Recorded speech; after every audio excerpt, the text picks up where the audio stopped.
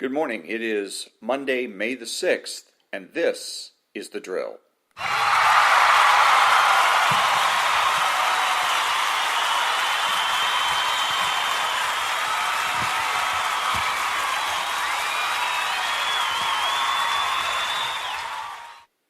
Thank you very much. This is Ron, your host, one of only two true conservatives in the United States of America today, because myself and President Trump are the only ones that make the presumption for the status quo.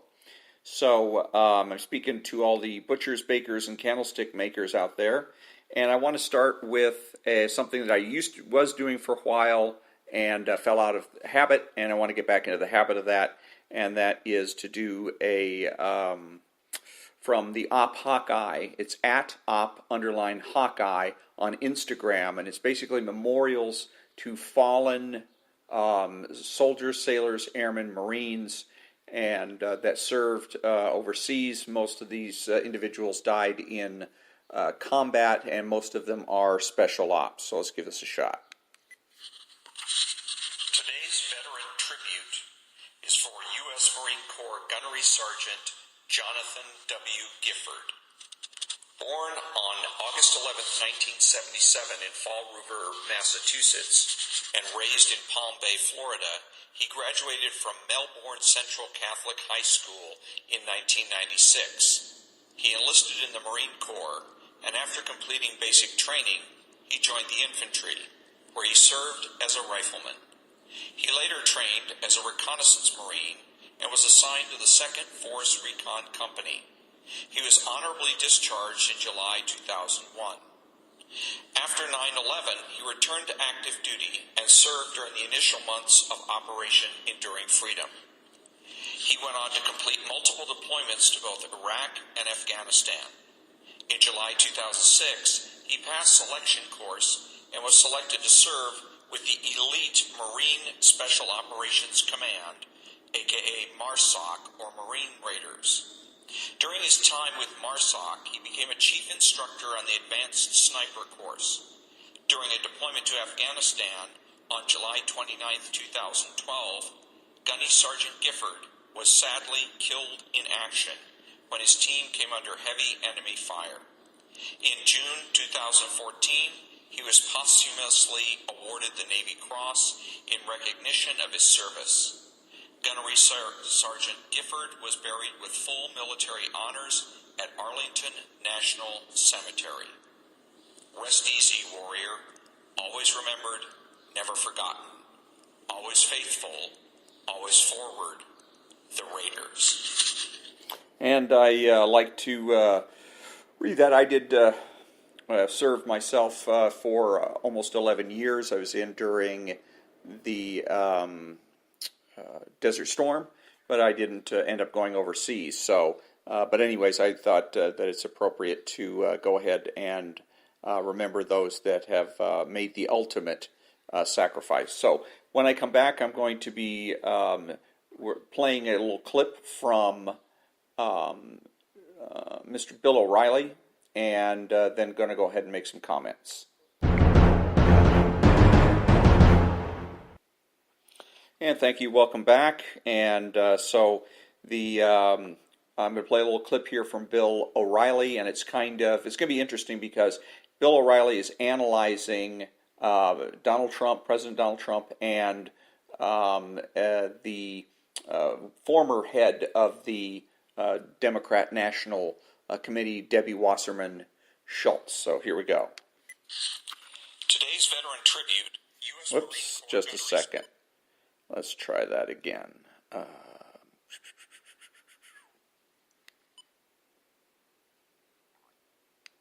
perpetual campaign mode. This is very important for you to understand. Yes, he governs. He's the president, and he handles presidential duty.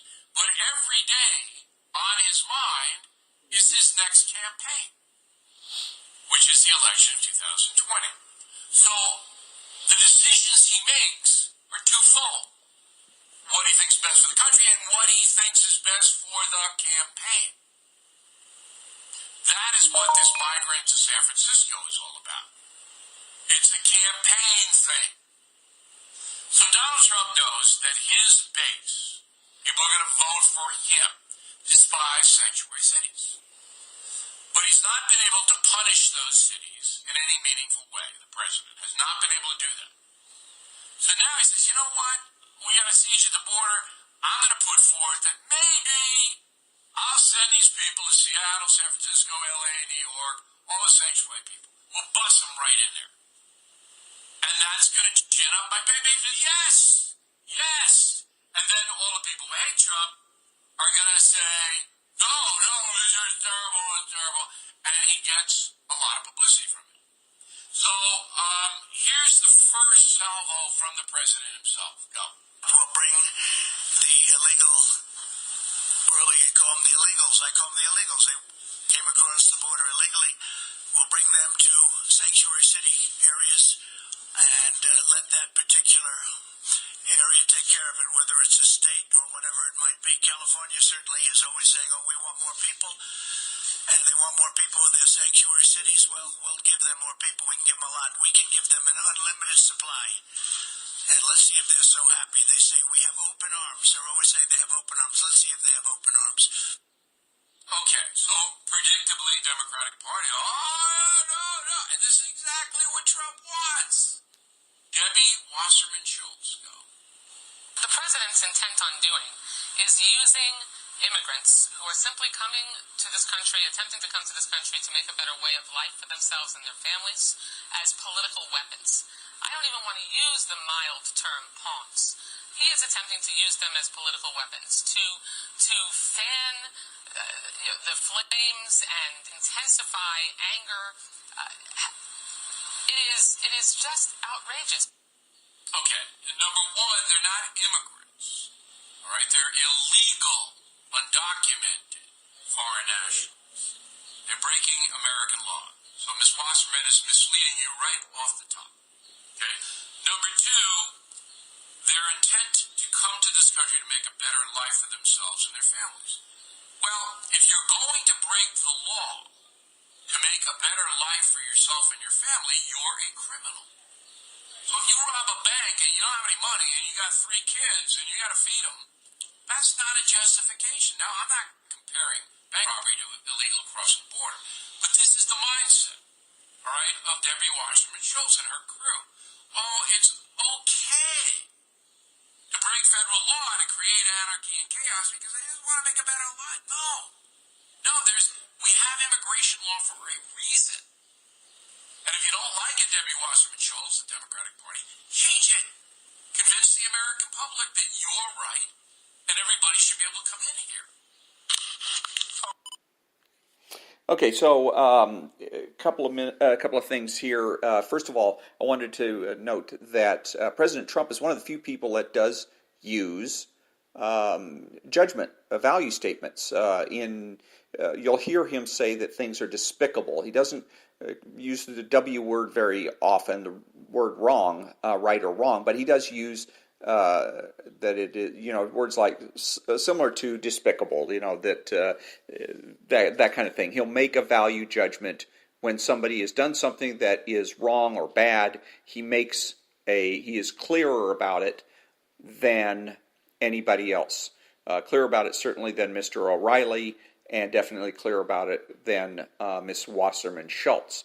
So the issue here and I was just thinking about this today, was about how is it that if you're going to get rid of value statements, if you want to do socialism, but everybody says, well, socialism is wrong, is no good, well, how do you convince them? You can try the old-fashioned way, which is to try to come up with a logical argument to persuade them that their notions that socialism is wrong is in itself wrong, and that therefore socialism is correct and should be done. Or, since you can't do that, because there's no way there are no logical arguments in support of socialism. Socialism and worldwide socialist paradise is a prediction. It's really not any type of philosophical or political theory.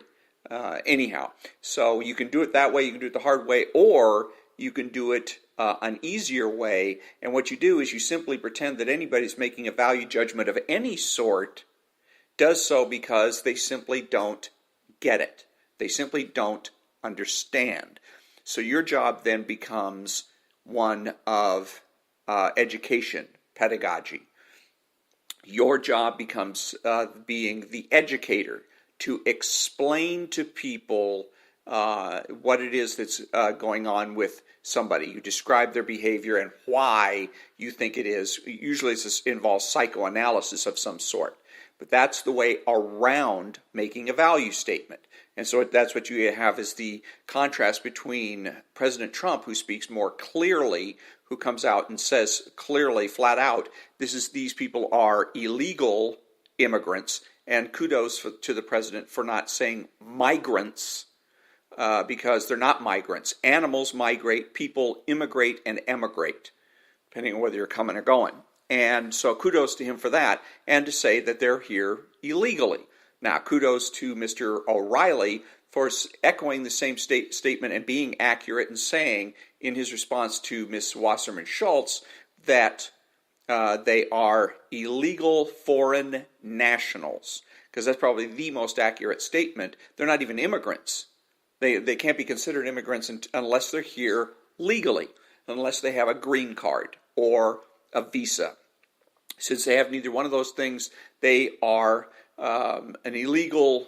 They're here illegally, and they are foreign nationals.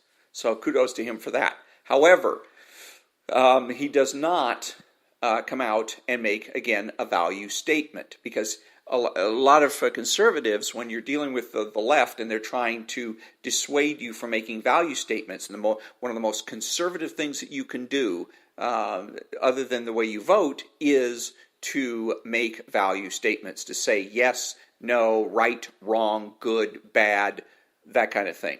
But to dissuade you from doing that, then the left wants to go ahead and explain. And it has a sound of intelligence about it. Wow, that sounds rather intelligent. And so people pick up the habit. You start, and this is what I'm talking about when I say don't spread the disease. Just because somebody on the left or one of your friends or relatives is doing something doesn't mean that you should do it automatically. Think about it first and try and figure out why it's being done. And only after you've thought about it and it seems that it is still a good idea, then go ahead and pick up the habit if you wish.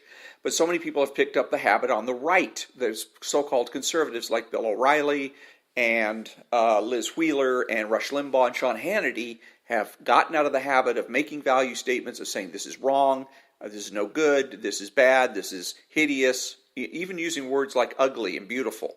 And they get out of that habit and have gotten into the habit of trying to explain behavior, trying to explain what it is that people are doing and why they're doing it, and usually it involves a psychoanalysis of some sort.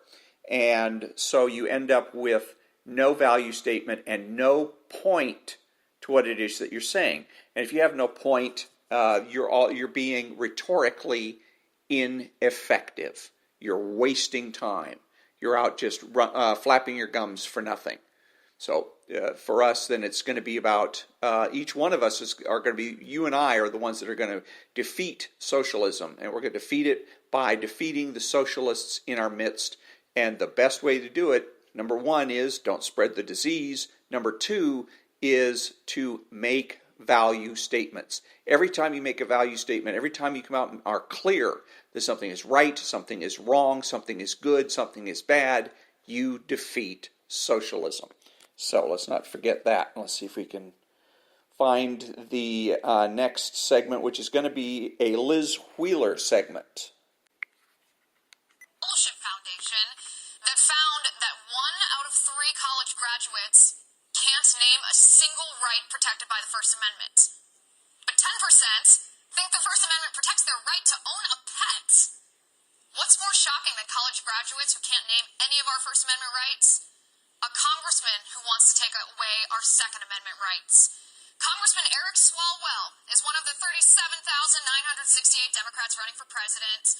You might remember Swalwell from the time he proposed that the government should confiscate all semi-automatic rifles from law-abiding American citizens, and when an American citizen said, yeah, that ain't gonna happen, Swalwell said, the government has nukes, right? So you're gonna have to turn your guns in or else face the nukes. Sounds like a great guy, right?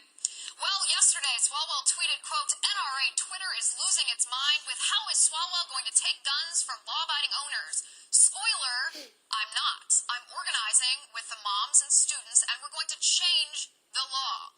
Weapons of war will be no more. Hashtag ban and buyback. Hashtag end gun violence. Congressman Swalwell, sir, you realize that even if you change the law, you are still forcing currently law-abiding gun owners to turn in their guns or risk becoming felons? It's still taking away guns, even if you use the power of law to do it. Making it law doesn't make it right. You are proposing the government take away AR-15s from law-abiding citizens. You actually hashtagged that tweet, ban and buyback. Buyback is just a silly euphemism for mandatory gun confiscation. Sir, you're telling lies. On CNN just a few days ago, you said you would throw people in jail if they didn't let the government confiscate their rifles. Here's the thing about all of this. The most dangerous leftists are the ones who say one thing and do exactly the opposite. Do what they deny. Eric Swalwell claims he doesn't want to take away your guns, but his actions prove that his words are lies. We all want to solve gun violence. We all want to stop mass shootings. But if the left is looking for practical solutions, why do politicians like Swalwell ignore the practical solutions? If you want to reduce gun violence, then abolish gun-free zones. 98% of the mass shootings in the past 50 years in our country have happened in gun-free zones, where killers know that nobody has a firearm to defend themselves. Churches and schools and concerts are all gun-free zones. If you want to reduce gun violence, then arm qualified teachers. Arm security guards in schools and government buildings and churches. We guard our money in banks with guns. Why wouldn't we guard our children with guns? If you want to reduce gun violence, then encourage law-abiding citizens to conceal carry. The areas with higher rates of concealed carry permit holders have lower rates of violent crime. In fact, in Texas, concealed carry permit holders have a lower rate of crime than police officers. If you want to reduce gun violence, then demand institutional accountability. The left tells us that government will protect us. But in so many mass shootings, the reason the shooter got to the point where he could commit his attack was because, for example, in Sutherland Springs, the Air Force failed to report his domestic violence conviction. Or in Parkland, the sheriff mishandled calls about the shooter's violence. Or the FBI ignored tips that the shooter was planning to commit that attack. Time and time again, it's the government institutions that the left promises they'll keep us safe that fail to keep us safe. If Congressman Swalwell were serious about ending gun violence, he wouldn't target AR-15s, which are used in less than 1% of gun murders. He would enact practical reforms that we know work. But he refuses to do that. And that's my final point. Okay, so let's see here. Couple of things. First of all is Liz Wheeler was basically the idea was about gun control. And I've got no problem with it as a true conservative, open-minded individual, as long as, because what the issue here is not gun control or whatever, it's constitutionality. As far as I'm concerned, the Second Amendment protects my right to bear arms, period. Okay, so there's that's the end of it. And if the government comes out and creates laws that say I can't, I have no moral, ethical, or legal obligation to follow that law. Now, if you and everybody in America think that I'm crazy and you want to see guns disappear, you can do it by getting a constitutional amendment. Okay, get a constitutional amendment. I'll vote against it, of course, and campaign against it and whatnot. But if 75% of the Americans want a constitutional amendment that restricts gun ownership or eliminates it entirely so that you're basically amending the Second Amendment or repealing it entirely, then I will accept that. Then I will, fine. Then I will, whatever guns that I may or may not own, I will get rid of and that type of thing. If, however, you pass a statute, Congress passes a law, says you can't have this or can't have that, I have no intention, nor should I, obey that law. The God guarantees me the right to defend myself and to use arms in order to do that, and the Constitution guarantees that the federal government will protect that right. So then we get to Liz Wheeler's comment about the congressman and what the congressman said about nukes. And so that she, at the end of that, she says, "Nice guy, huh?" And then she goes on. I'm thinking, you're kidding. That's it? That's as far as it goes? And she goes on to analyze the piece. That's lunacy on her part, insanity on her part. When you accept insane behavior in a very calm and rational manner, unless it's because your life is being threatened, you're being as crazy as the lunatic. Okay, and that's what she's doing here, because when the congressman or anybody comes out and says, well, you're going to have to give up your weapons because the government, in essence, he's threatening that the federal government will use nuclear weapons against its own citizens in order to get rid of handguns. And that's not only wrong, it is insane. And that is what she should have said. It's scary, it's alarming, because it's not just coming from Joe the Milkman. This is coming from a member of Congress. Not only should she have done that, but she should have also said that since he has shown that he is insane and so absolutely wrong, then she's not going to quote him anymore. That as far as she's concerned, he doesn't even exist. And that's the kind of thing that you have to do. You've got to make a stand, a value judgment. And simply saying, nice guy, huh, doesn't cut it. Values, okay, and notice I didn't say conservative values because there is no such thing. There's only values are what separate, and the promotion of and acknowledgement of values is what separates conservatives, true conservatives, from everyone else, including socialists, objectivists, etc., etc.